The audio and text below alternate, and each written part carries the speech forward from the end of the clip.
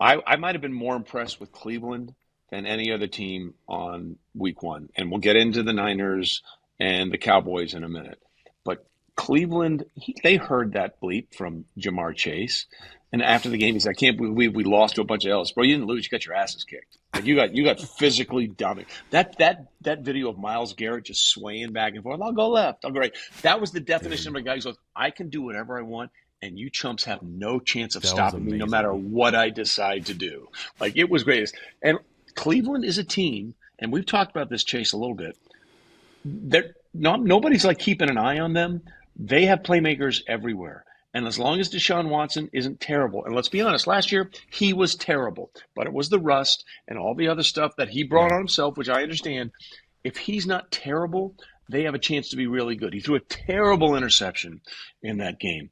But if Deshaun Watson can come anywhere close to 2019 or 2020 Deshaun Watson, Cleveland's going to be a problem for people. Well, Nick Chubb too, right? Don't forget about him. Like Deshaun Chubb, Watson, Nick Garrett, Chubb's still top three in the league. The entire defense on every level has playmakers. Well, and that's something that I think that I mean, yeah, they got to be good on offense, and I think they're going to be great. Stefanski always has interesting game plans, lots of motions, lots of run, like big, heavy personnel groupings, let Deshaun get empty, mess around a little bit. But the most underrated point of this entire offseason, now that I know that it's week one, is the signing of Jim Schwartz as a defensive coordinator. He's the first defensive coordinator in the cycle to fall, and quite honestly, looking like the best. I was with him in Philly in 2016 and loved him as a coach. And why did I love him as a coach? Well, I loved him because he was so confident and so much swagger, where he resonated really well with the players. And as soon as you can resonate well with the players will have belief in you as a play caller. And his big thing, and that front is probably overall first team to third team defensive fronts. That Cleveland front is probably the best in the league. Like, all he says in those meetings, he doesn't pressure a lot. He doesn't care about all that.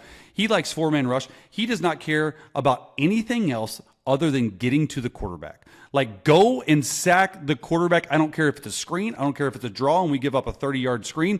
It does not matter. Like, you were looking at Joe Burrow, looked completely overwhelmed. I mean, and that's a retooled offensive line in Cincy too, right? Like, it's a good but that front, I mean, they are going to be so good if they can just string some games together. I mean, it's a tough division, but man, that's probably the most impressive thing to me was on the defensive side of the ball.